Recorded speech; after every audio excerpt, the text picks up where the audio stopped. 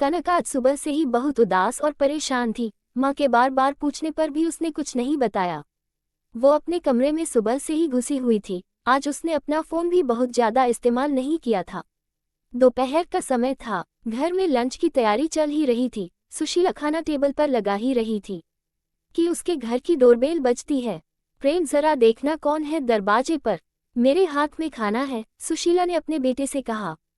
रुक प्रेम, मैं देखता हूँ, कहते हुए राकेश दरवाजे की ओर बढ़े।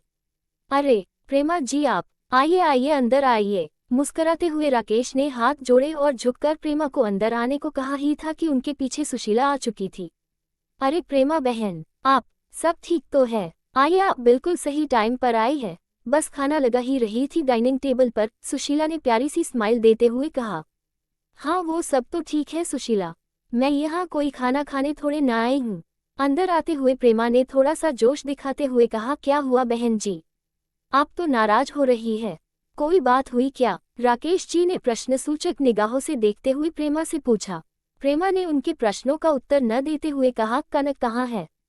उद्धरण चिन्ह डॉट डॉट। जी, वो अपने कमरे है, अभी बुलाए देती हूँ। पर क्या उसने कुछ किया है?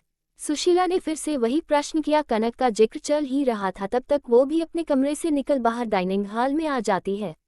नमस्ते आंटी जी, कनक ने अपने सर पर चुन्नी करते हुए प्रेमा को विश किया। नमस्ते, तो ठीक है कनक, पर ये बताओ तुम कल से सूरज से बात क्यों नहीं कर रही हो और अपना फ़ोन क्यों बंद करके बैठी हो? प्रेमा ने कड़क तेवर में कहा। अब घर के सारे सदस्य सहित प्रेमा भी कनक को ही देख रहे थे। देखो, सूरज बहुत ही इमोशनल और हठीले स्वभाव का लड़का है।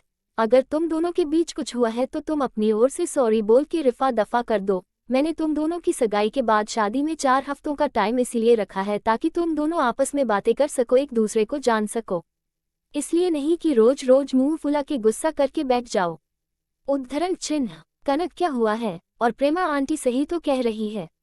अरे छोटे मोटे झगड़े तो अक्सर होते ही रहते हैं कपल्स में। अब हमें ही देख लो, शादी के इतने दिनों बाद भी तेरी माँ मेरे से रोज झगड़ा कर ही लेती है, फिर भी मुझे सॉरी बोल मामला रफा दफा करना ही पड़ता है। राकेश ने कनक से जोली अंदाज में स्माइल के साथ कहा। आप तो रहने ही दो, बच्चों को ऐसे टाइम पर भी न यही एग्जाम्पल देना।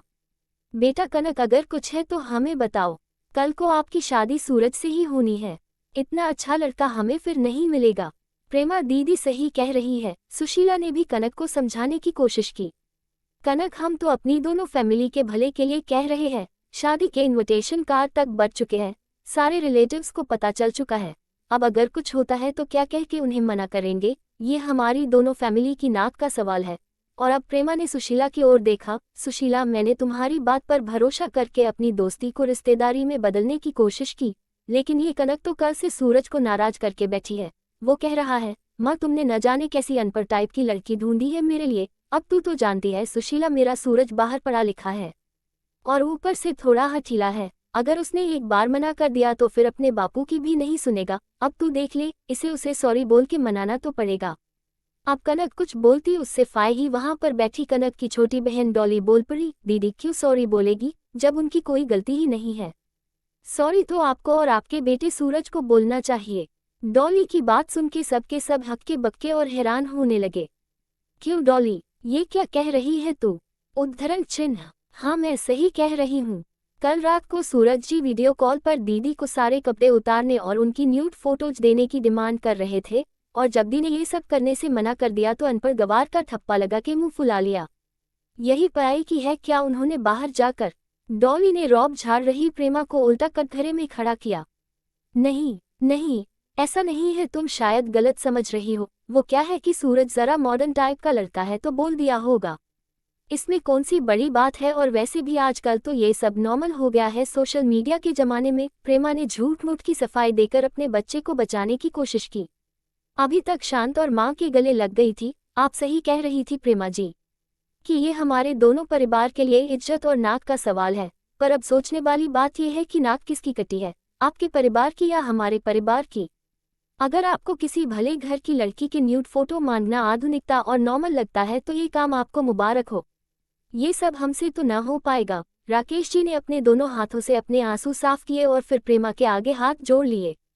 प्रेमा, तू सब कुछ जानकर भी अनजान बनते हुए मेरी बेटी से सॉरी बोलने के लिए यहाँ तक चली आई। पर कोई बात नहीं, मैं तेरे घर पर तेरे बेटे की इस हरकत पर यह भी कहने नहीं आऊंगी कि तेरा बेटा मेरी बेटी के आगे सॉरी बोले, क्योंकि इतनी संकीर्ण सोच रखने वाले इंसान को मैं अब दोबारा देखना भी पसंद नहीं करूंगी।